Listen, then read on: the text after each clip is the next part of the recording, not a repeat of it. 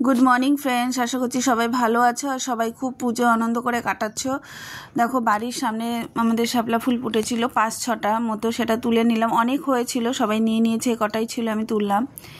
ওটা দিয়ে বড়া করবার। এখানে দেখো ধোকা করব, ধোকা রেডি করে নিচ্ছি। প্রথমে ধোকা দিয়েছি, তারপর কালো জিরে ধনে পাতা দিয়ে হলুদ দিলাম। এবার পরিমাণ মতো নুন দেব, নুন চিনি আর জিরের গুঁড়ো দিয়ে এটাকে আমি মেখে নেব। জল দিয়ে মেখে 15 থেকে 20 মিনিট আমি এটা রেখে দেব, তারপরে কড়াইতে ভাজবো। দেখো এই যে জিরের গুঁড়ো দিয়ে দিচ্ছি, এবারে জল দিয়ে ভালো করে এটাকে মেখে নেব। আর ওই দেখো বাটিতে একটু কালো কালো তেল মতো দেখা যাচ্ছে, ওটা পটল ভাজার তেল তুলে রেখেছি, ওটাকে ভাতের সঙ্গে খেয়ে নেব। ভালো লাগে আমার এইভাবে ভাতের সঙ্গে পটল ভাজা তেল খেতে।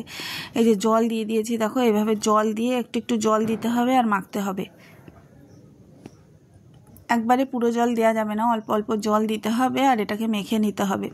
বেশি পাতলাও হবে না, আবার বেশি গাঢ়ও হবে না, এটা থকথকে ভাব টাইপের হবে। এটা 15-20 মিনিট রেস্টে রাখতে হবে। দেখো এইভাবে মিশিয়ে নিচ্ছি ভালো করে, তোমাদের দেখাচ্ছি মিশিয়ে। দেখো এইভাবে মিশিয়ে নিয়েছি পুরোটাই, যে ঠিক এরকম দেখতে হবে।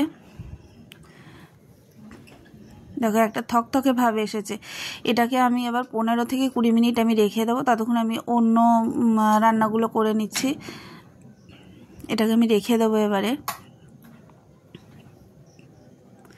ঢাকা দিয়ে। এটাকে আমি 15 থেকে 20 মিনিট রেখে দিয়েছি। আর এখানে দেখো ডাল, মুগের ডাল করে নিয়েছিলাম। এটা কালী পুজোর দিন ভিডিও, যেদিনকে কালী পুজো ছিল সেদিনকে নিরামিষ করেছিলাম। তো কি করব, শুধু ডাল, ধোকার তরকারি আর ঢ্যাঁড়স ভাতে করেছিলাম আর বড়া।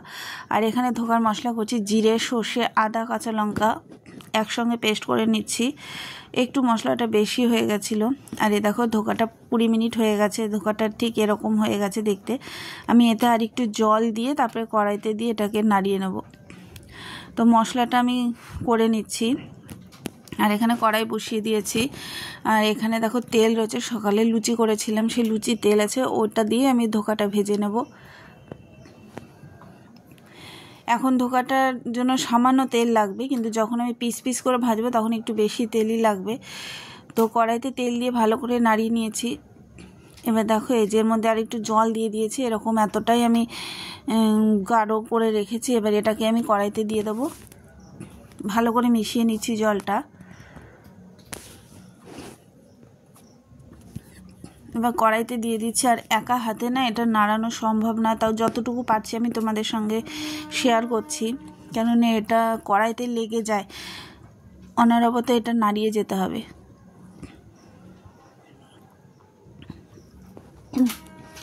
দেখো খুন্তি দিয়ে এবার নাড়িয়ে নিচ্ছে এইভাবে, জলটা এইভাবে নাড়াতে নাড়াতে পুরো একদম মাখা মাখা, যেভাবে নারকেলের নাড়ু করে একদম ওইভাবে কাই মতো হয়ে যাবে। এটা নাড়তে নাড়তে ঠিক ওরকম পর্যায়ে চলে আসবে, তারপরে ওটাকে নামাবো আমি।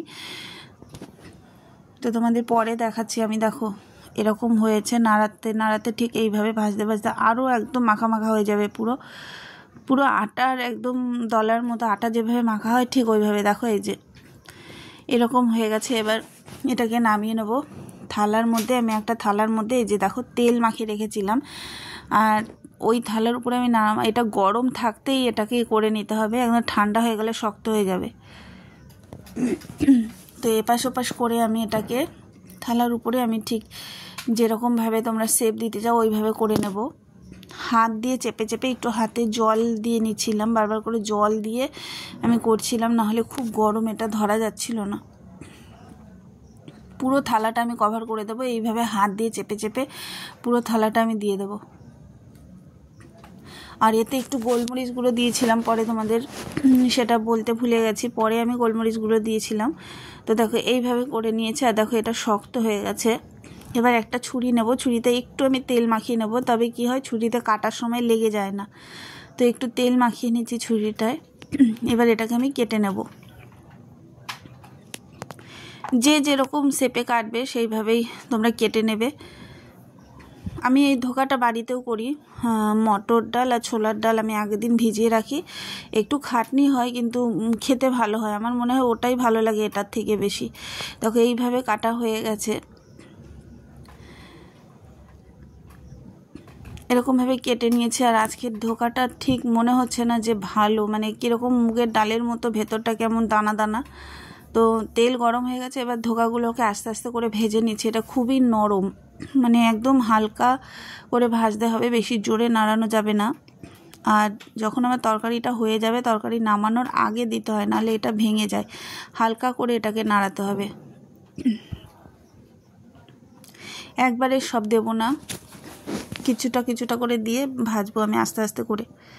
দেখো এই যে এতটা পরিমাণ ভাজা হয়েছে, আর দেখো কেমন ভিতরটায় কেমন ডালের মতো, মানে দানা দানা হয়ে রয়েছে ধোকাটা। আমার খেয়াল ছিল না, নাহলে আমি একটু মিক্সারে পেস্ট করে নিতাম। আমি ছোলার ডাল, মটরের ডাল, ওটাকেও পেস্ট করে ঠিক এরকম যেভাবে এটা করলাম আমি সেটাও ওইভাবে করে নিই। কড়াইতে তেল দিয়ে একদম মাখা মাখা করে কড়াইতে দিয়ে তারপরে এরকম পিস পিস করে কেটে তেলে ভাজি। দেখো এতগুলো ধোকা ভাজা হয়ে গেছে, এর মধ্যে আমার কতগুলো আবার ভাজা রেখে দিতে হবে। তরকারিতে কিছুটা দেবো আর কিছুটা ভাজা। ছেলে তরকারির থেকে, ধোকার থেকে ভাজাটা খেতে বেশি ভালোবাসে। সব কটা ধোকা হয়ে গেছে। এবার কড়াইতে যে তেল ছিল তাতে কালো জিরে আর কাঁচা লঙ্কা দিয়ে দিলাম। আর দেখো কড়াইয়ের 4-5টা আমি যে ধোকাটা তুলেছি ওগুলো লেগে রয়েছে, পরে মুছে দেব। আর আলুটাকে একটু আমি হালকা গরম জল করে ভাপিয়ে নিয়েছি, তারপরে আমি দিলাম তেলের মধ্যে। এবার যে এটাকে মুছে নিচ্ছি আমি, দেখতে কেমন একটা লাগছে, আর পুড়ে যাবে না হলে কড়াইটা বেশি। তো আলুটা দিয়ে দিয়েছি আর কালো জিরে ফোড়ন দিয়েছি, দেখলে তোমরা। এবার এটাকে আমি আলুটাকে লাল লাল করে ভেজে নেব।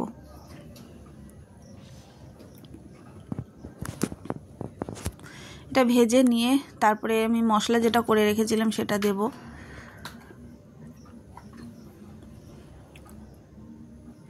আর ধোকা যখন করি আমি কালো জিরে দিয়ে করি, কখনো জিরে আদা বাটা দিয়েও করি, কখনো কাজু বাদাম, সর্ষে বা পোস্ত থাকলে সেটা দিয়েও করি। তো আজকে জিরে আদা বাটা দিয়েই করছি। জিরে আদা এই যে মশলাটা আমি করে রেখেছিলাম, আর পরে আমি তার সঙ্গে একটা টমেটো দিয়ে দিয়েছিলাম, একসঙ্গে পেস্ট করে দিয়ে দিলাম। এই যে মশলা ধোয়া একটু জল দিয়ে দিচ্ছি। একটু মশলাটা আজকে মনে হচ্ছে আমার বেশি হয়ে গেছে। এবার মশলাটা এর সঙ্গে ভালো করে কষিয়ে নিতে হবে, একদম কষাতে কষাতে এর রঙটাও পুরো পাল্টে যাবে। এবার দেখো নুন দিয়ে দিচ্ছি, পরিমাণ মতো নুন দিয়ে দেবো। আজকে বেশি কিছু করিনি। হলুদ দিয়ে দিলাম। আজকে ধোকা, ডাল, ঢেঁড়স সেদ্ধ করেছিলাম, আর ওদিকে সেই শাপলা তুলেছি দেখিয়েছিলাম তোমাদের, ওটা বড়া করেছিলাম। কালী পুজো যেহেতু নিরামিষ খাবো, কালী পুজোর দিন নিরামিষই করি। তো কি করব, তোমাদের দাদাভাই বলেছে ধোকা করে দাও, তাই ধোকাটাই করে দিচ্ছি। দেখো এটা কষানো হয়ে গেছে, ভালো করে মশলাটা কষিয়ে নিচে, কড়াইতে লেগে আছে। তেলটাও খুব কম ছিল, মানে বেশি দেয়নি। এবার জল দিয়ে দিলাম, পরিমাণ মতো জল দেবো, কেননা এটা একটু ঝোলঝোলি নামাতে হবে। ধোকাটা দিলে একদম ওর সঙ্গে টেনে নেবে পরে। দেখো ঝোলটা আমার ফুটে গেছে। এবার এখানে নামানোর আগে আমি ধনেপাতা দিয়ে দেবো।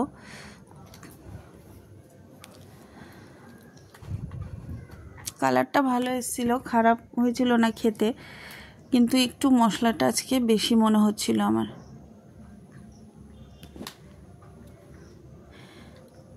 দেখো ঠিক এরকম পর্যায়ে যখন এসছে, তখন আমি যে ভাজা ধোকাগুলো ছিল সেগুলো আমি দিয়ে দিলাম।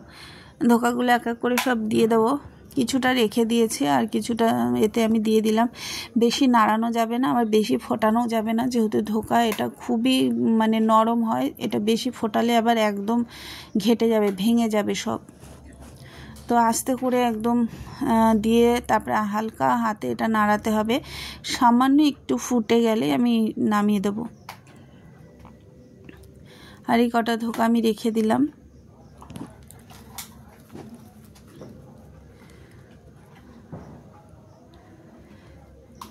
হয়ে গেছে তরকারিটা আমার, আমি তোমাদের নামিয়ে পরে দেখাচ্ছি। দেখো হয়ে গেছে, এতটা ঝোলই থাকবে, কেননা এটা পরে যখন ঠান্ডা হবে আস্তে আস্তে পুরো একদম মাখা মাখা হয়ে যাবে। পুরো এতটা নামিয়েছি, যখন আমরা খেতে বসেছি একটু ঝোল ছিল না, পুরো মাখা মাখা হয়ে গেছে। এ দেখো তরকারিটা আমি নামিয়ে নিয়েছি, এরকমই ঝোল নামিয়েছি, কিন্তু যখন খেতে বসেছে একদম মাখা হয়ে গেছে, ধোকা টেনে নিয়েছে। তো ওপর থেকে আর একটু ধনেপাতা দিয়ে দিয়েছি। আর এইদিকে এই যে দেখো বড়া করব, তো তোমাদের পরে আমি দেখাচ্ছি। এখানে দেখো এই যে বড়া ঢ্যাঁড়স সেদ্ধ, ওইদিকে ধোকার তরকারির ডাল, আর এদিকে এই যে ধোকা ভেজে রেখেছি। এই ছিল আজকের আমার মেনু। এই যে শাপলার বড়া। সবাই সুস্থ থেকো, ভালো থেকো, আর প্লিজ সবাই আমার পাশে থেকো।